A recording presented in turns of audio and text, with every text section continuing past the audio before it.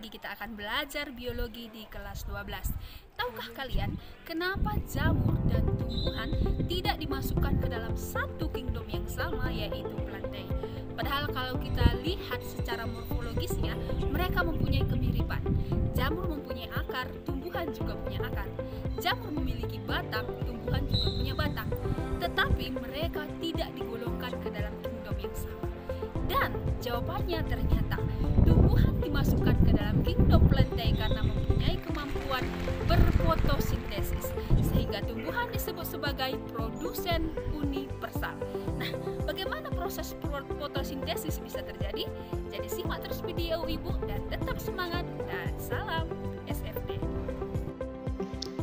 Baiklah anakku, langsung saja kita masuk ke dalam pelajaran kita, pelajaran biologi kelas 12, dan masih tetap bersama dengan Ibu. Nah, kali ini kita akan pelajari tentang anabolisme, tapi seperti biasa, kita harus memahami tujuan pembelajaran terlebih dahulu.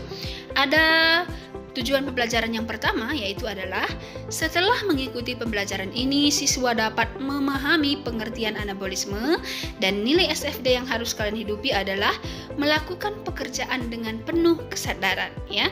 Nah, ketika Ibu suruh nanti mengerjakan tugas, jangan anggap itu sebagai paksaan atau tuntutan, tetapi silahkan dikerjakan dengan penuh kesadaran karena itu untuk masa depanmu.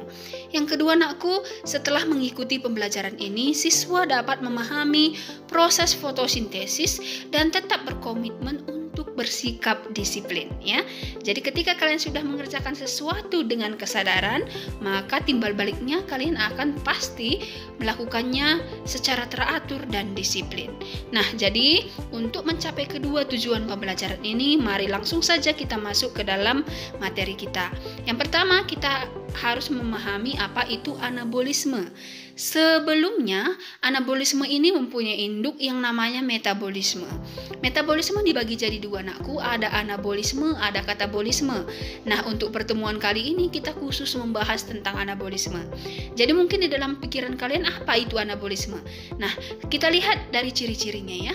Dibilang anabolisme anakku itu adalah suatu proses penyusunan senyawa anorganik menjadi senyawa organik.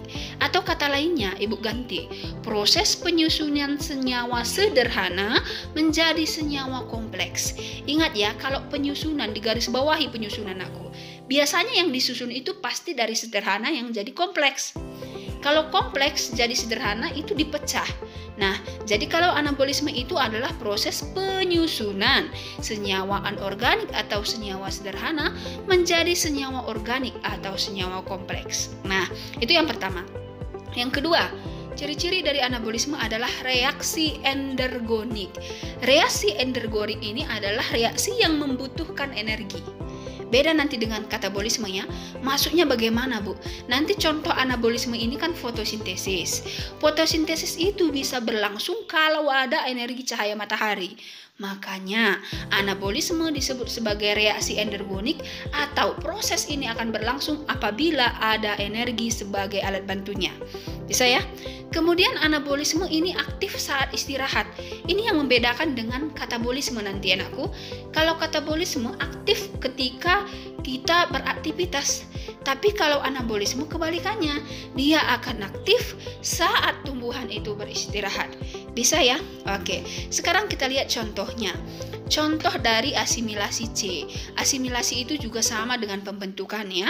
Contoh dari anabolisme sering pula disebut dengan asimilasi karbon. Asimilasi karbon ini dibagi lagi menjadi beberapa berdasarkan sumber energinya. Tadi sudah Ibu bilang kalau anabolisme bisa berlangsung apabila ada energi. Nah, yang pertama itu adalah fotosintesis. Ketika fotosintesis berlangsung, maka energi yang dipakai itu berasal dari cahaya matahari. Yang kedua, kemosintesis. Kalau kemosintesis itu adalah asimilasi C atau proses anabolisme yang mengambil energi dari zat kimia. Contohnya nanti itu ada pada tumbuhan juga ya. Kemudian selain asimilasi C, ada asimilasi N. Nah, asimilasi N sama dengan pembentukan nitrogen. Tadi kan kalau asimilasi C itu pembentukan karbon. Contohnya 2, fotosintesis dan kemosintesis. Kalau asimilasi N atau asimilasi nitrogen itu contohnya nitritasi. Bisa ya anakku ya? Nah, sekarang masuk kita yang berikutnya.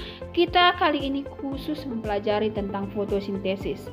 Seringkali kita mengucapkan kata fotosintesis, tapi kita tidak tahu sekompleks apa rupanya proses yang terjadi di balik kata fotosintesis itu. Jadi langsung saja kita pelajari.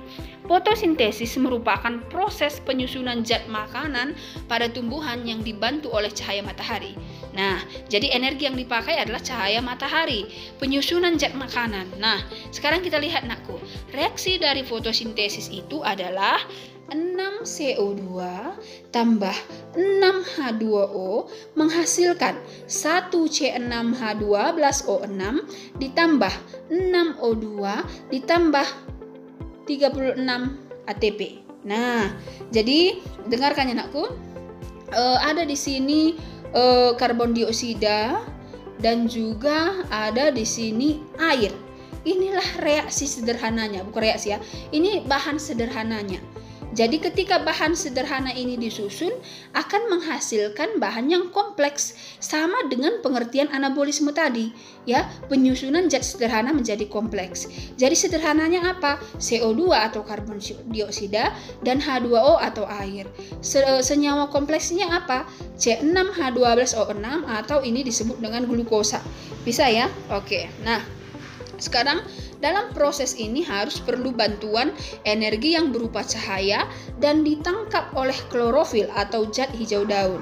Makanya karena tumbuhan mempunyai zat hijau daun atau zat warna, ini menyebabkan hanya tumbuhan yang bisa melakukan fotosintesis. Nah, dalam proses penghasilan senyawa kompleks ini, fotosintesis itu melakukan 2 tahapan. Kita lihat, tahapan yang pertama itu disebut dengan reaksi terang atau sering pula disebut dengan siklus Hill atau reaksi Hill, bisa ya? Nah, ternyata nakku bahannya tadi kan CO2 dan H2O. Bukan langsung digunakan dua-duanya. Untuk tahap pertama hanya mengubah H2O. Nah, jadi ketika H2O yang diubah itu disebut dengan reaksi terang. Nah, atau siklus Hill. Nah, H2O ini akan menghasilkan O2 dan ATP. Itu pada reaksi terang atau tahapan pertama. Nah, berarti bahan yang tertinggal adalah CO2. Untuk tahap yang kedua baru dilakukan tahapan yang kedua yang disebut dengan reaksi gelap atau siklus Calvin. Nah, jadi pada siklus Calvin bahannya apa, Bu? CO2 atau karbon dioksida yang akan menghasilkan glukosa atau C6H12O6. Bisa ya? Ibu ulangi biar paham. Tadi kan bahannya ada 2 nakku, CO2 dan H2O.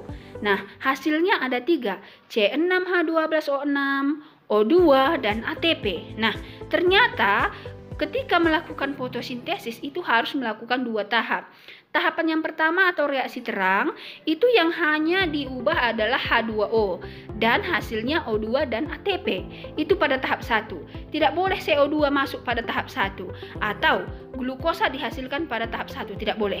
Nah, kemudian setelah tahap 1 berlangsung baru lanjut ke tahap kedua. Tahap kedua disebut dengan reaksi gelap atau siklus Calvin. Di sini yang diubah adalah CO2 atau karbon dioksida yang akan menghasilkan glukosa atau C6H12O6. Bisa ya? Oke, supaya lebih jelas mari kita lihat satu persatu nakku. Nah, ketika kita melakukan fotosintesis, bukan kita ya, tumbuhan. Ketika tumbuhan melakukan fotosintesis, itu syaratnya harus mempunyai zat warna. Zat warna yang paling terkenal itu adalah klorofil, nah atau zat hijau daun. Tapi muncul pertanyaan, Bu, di rumahku ada loh tanaman yang daunnya merah, tapi kok bisa berfotosintesis? Dan ternyata nakku, zat warna pada tumbuhan bukan hanya zat warna hijau, tapi pada umumnya zat warna hijau. Makanya yang terkenal zat warna hijau atau klorofil. Tetapi sebetulnya ada beberapa. Nah, yang pertama zat warna hijau disebut klorofil. Yang kedua zat warna merah disebut dengan phycoerythrin. Yang ketiga zat warna coklat ya, bukan merah ini. zat warna coklat itu fukosantin, dan yang berikutnya zat warna biru disebut dengan vicocyanin, dan yang terakhir zat warna kemasan disebut dengan karoten. Jadi semua warna ini itu adalah zat warna yang terdapat pada tumbuhan, dan kelima-lima ini bisa menangkap cahaya matahari yang digunakan sebagai energi dalam proses fotosintesis. Bisa ya? Nah, Ibu harap bisa ini. Ada hijau klorofil, merah pikoeritrin, coklat fukosantin, biru vicocyanin, dan keemasan disebut dengan karoten. Oke? Nah, jadi masuk kita anakku ke klorofil dulu. Nah, jadi karena tadi paling banyak itu klorofil, maka kita bahas klorofil. Klorofil itu tempat penghasilannya disebut dengan kloroplas. Jadi pada daun itu ada namanya kloroplas, organnya ya. Organ pada daun ada namanya kloroplas yang akan menghasilkan klorofil. Bedakan aku ya. Ya, klorofil zat hijaunya, kloroplas penghasilnya. Nah, fungsi itu adalah menangkap cahaya matahari. Ini dia gambar kloroplas. Nah, Ibu ceritakan ya. Ini adalah gambar kloroplas. Ini terdapat pada daun atau batang. Nah, kloroplas itu mempunyai dua membran. Satu membran luar dan membran dalam. Kemudian di dalamnya terdapat membran tilakoid dan stroma. Nah, sekarang kita lihat. Klorofil tadi dihasilkan di kloroplas. Kloroplas terdapat di daun. Di bagian mana pada daun itu? Pada jaringan palisade. Makanya jaringan palisade ini disebut juga tempat terjadinya fotosintesis. Kita ulangi dari terbesar nak ya, biar mantap dia cara berpikirnya. Daun dulu. Di dalam daun terdapat jaringan, namanya jaringan palisade. Di dalam jaringan palisade terdapat kloroplas. Di dalam kloroplas terdapat klorofil. Begitu. Bisa ya? Inilah jaringan palisadenya gambarnya. Nah, ini nanti digambar ke bukumu karena ini sering keluar soal aku ya. Oke. Nah, klorofil sudah paham. Sekarang masuk kita ke yang berikutnya, itu adalah tahapan fotosintesis. Tadi di awal sudah sempat Ibu jelaskan bahwa fotosintesis itu melalui dua tahap. Tahap apa saja tandanya? Tahap terang dan tahap gelap.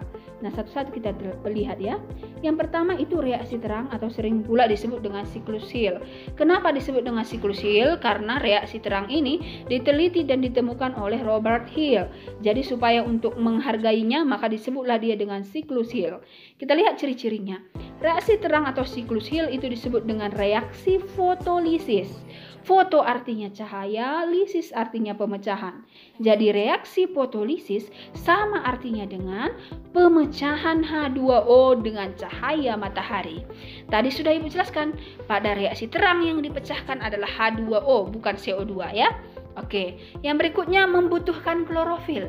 Kenapa membutuhkan klorofil? Karena ada cahaya matahari. Cahaya matahari hanya bisa ditangkap oleh siapa anakku? Klorofil. Bisa ya? Kemudian tempat terjadinya di grana. Kenapa harus di grana? Karena klorofil terdapat di grana. Grana ini adalah bagian pada kloroplas yang memiliki klorofil. Ya. Nah, kemudian reaksinya. Ini reaksi terang ya. Reaksi terang itu adalah H2O akan difotolisis menghasilkan 2H positif ditambah setengah O2. Nah, begitulah reaksinya. Nah, bisa ya. Nah, kita lanjut yang berikutnya. Ini diperlukan cahaya dan ditangkap oleh klorofil. Nah, pada fotolisis ini juga terjadi yang namanya fotosistem. Nah, itu yang Ibu bilang tadi nakku ya. Kalau kita dengar sepintas fotosintesis itu mudah, ternyata di baliknya ini banyak sekali proses-proses kompleks. Tapi itulah gunanya kita belajar supaya paham ya. Nah, tadi kan reaksi terang nakku. Reaksi terang disebut juga dengan fotolisis air. Ternyata pada fotolisis air itu ada lagi namanya fotosistem. Beda semua ini. Nah, fotosistem itu apa? Kumpulan dari klorofil, senyawa protein, dan molekul organik yang berfungsi untuk menangkap cahaya matahari. Nah, fotosistem ini juga dibagi jadi dua jenis. Yang pertama fotosistem 1 yang bisa menangkap panjang gelombang 700 sehingga disebut dengan P700. Yang kedua fotosistem 2 yang bisa menangkap panjang gelombang 680 sehingga disebut juga dengan P680. Nah, sekarang kita lihat pada fotosistem ini ada dua reaksi. Yang pertama reaksi non-siklik. Reaksi non-siklik itu adalah reaksi di mana cahaya matahari akan ditangkap oleh fotosistem kedua yang bisa menangkap panjang gelombang 680, kemudian dilanjutkan ke fotosistem yang pertama yang menangkap panjang gelombang 700 dan akan menghasilkan O2, ATP, dan NADH2. Itu fotosistem yang kedua yang dilanjutkan ke fotosistem 1 disebut dengan reaksi non-siklik. Nah, kemudian masuk ke dalam reaksi siklik. Reaksi siklik itu adalah fotosistem 1 menangkap cahaya matahari dengan panjang gelombang 700. Itu saja. Hasilnya ATP atau energi. Bisa nakku? Ibu harap bisa ya. Kalau nanti kurang paham silahkan diulangi lagi. Memang ini agak susah, tapi seperti yang ibu bilang tadi, kalau mau belajar pasti bisa ya. Nah, pada reaksi terang itu melalui dua reaksi. Reaksi non-siklik baru reaksi siklik. Hasilnya kalau non-siklik O2 tambah ATP tambah NADH2. Kalau reaksi siklik itu hasilnya ATP dan energi. Nah, di sini dihasilkan energi. Setelah dihasilkan energi pada reaksi non-siklik dan siklik, ini akan dipakai untuk masuk ke dalam tahapan fotosintesis yang kedua. Nah, tahapan fotosintesis yang kedua itu adalah reaksi gelap atau sering disebut dengan siklus Calvin. Tinggal N itu ya. Kenapa disebut dengan siklus Calvin? Sama dengan siklus Hill. Yang meneliti dan menemukan reaksi gelap itu adalah namanya Malvin Calvin. Sehingga untuk menghargainya, reaksi gelap disebut dengan siklus Calvin. Nah, siklus Calvin atau reaksi gelap itu juga mempunyai ciri-ciri. Yang pertama, reaksi gelap ini disebut dengan reaksi fiksasi CO2. Bedakan, kalau reaksi terang tadi disebut dengan fotolisis air. Kalau reaksi gelap, fiksasi CO2. Apa pengertian fiksasi CO2? Pengikatan CO2 oleh RUBP. Apa itu RUBP? RUBP adalah ribulosa bifosfat. Nah, ini yang berperan untuk mengikat CO2. Nah, kita lihat dulu nakku, tidak membutuhkan klorofil. Kenapa? Karena namanya reaksi gelap. Reaksi gelap tidak boleh ada cahaya matahari. Jadi kalau tidak ada cahaya matahari, nggak ada fungsi klorofil di situ. Karena tadi udah kita sepakati nakku, fungsi klorofil adalah menangkap cahaya matahari. Kemudian tempat terjadi di stroma. Stroma itu pengertiannya ruangan kosong yang terdapat di kloroplas. Bisa? Kalau tadi bagian pada kloroplas yang mengandung klorofil namanya grana. Kalau ruangan kosong pada kloroplas namanya stroma. Kemudian yang berikutnya ciri-cirinya menggunakan energi dari hasil reaksi terang. Nah, kalau reaksi terang energinya cahaya matahari. Kalau reaksi gelap energinya adalah energi yang dihasilkan dari reaksi terang gitu. Makanya tidak boleh reaksi gelap dulu, harus reaksi terang dulu. Setelah dihasilkan energi pada reaksi terang, itu dipakai untuk berproses pada reaksi gelap. Bisa ya nakku ya? Nah, ibu harap bisa. Kemudian reaksinya kita lihat. Reaksinya CO2 akan menghasilkan 1C6H12O6. Jadi CO2 itu akan menghasilkan glukosa. Dengan bagaimana? Dengan diikat oleh RUBP ya. Demikianlah materi kita pada pertemuan kita kali ini. Ibu harap kalian bisa paham. Ibu ulangi, kalau nanti kurang paham nakku silahkan diulangi kembali. Karena ini penting dan ini selalu masuk soal-soal ketika nanti kalian masuk ke perguruan tinggi. Pindahkan semua catatan ini ke buku catatanmu. Tujuannya supaya apa? Supaya ketika kalian mencatat nakku ada lengket di otakmu ya. Dan kerjakan tugasnya dengan baik. Kesimpulan dari pelajaran kita kali ini, fotosintesis itu melalui dua tahapan, yaitu reaksi terang dan reaksi gelap. Pada reaksi terang itu yang dipecah adalah air atau H2O untuk menghasilkan oksigen dan energi. Pada reaksi gelap yang dipecah adalah CO2 untuk menghasilkan glukosa. Jadi ibu juga tidak lupa mengingatkan, setelah mempelajari ini silahkan kalian refleksikan dalam diri kalian masing-masing, apa kira-kira nilai-nilai ke-SFD yang bisa kalian hidupi setelah kita mempelajari pelajaran ini. Oke, nah kerjakan tugasmu dengan baik, kumpul tepat waktu, tetap semangat dan salam SFD.